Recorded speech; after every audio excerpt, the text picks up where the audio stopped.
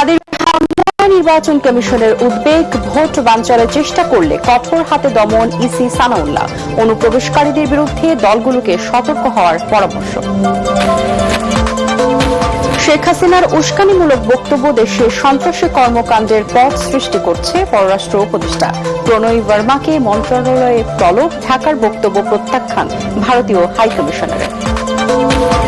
হত্যার রাজনীতি চালিয়ে গণতন্ত্রের অগ্রযাত্রা ব্যাহত করার চেষ্টা সফল হবে না মির্জা ফখরুল। আগামী নির্বাচন স্বাধীনতার পক্ষ বিপক্ষের লড়াই। ভারতের নির্দেশেই ৭১ শহীদ বুদ্ধিজীবীদের হত্যা করা হয় দাবি জামায়াত ইসলামের। নির্বাচনের আগে দিল্লির ইন্ধনে জুলাই যোদ্ধাদের উপর আক্রমণ।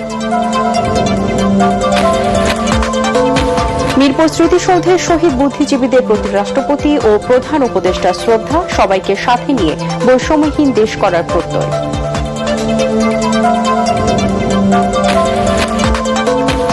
এবং ওসমান হাদির মস্তিষ্কে রক্ত জমাট বেঁধে আছে, শারীরিক অবস্থা অপরিবর্তিত। সন্দেহভাজন ৩ জন আটক, মোটরসাইকেল মালিক ৩ দিনের রিমান্ডে।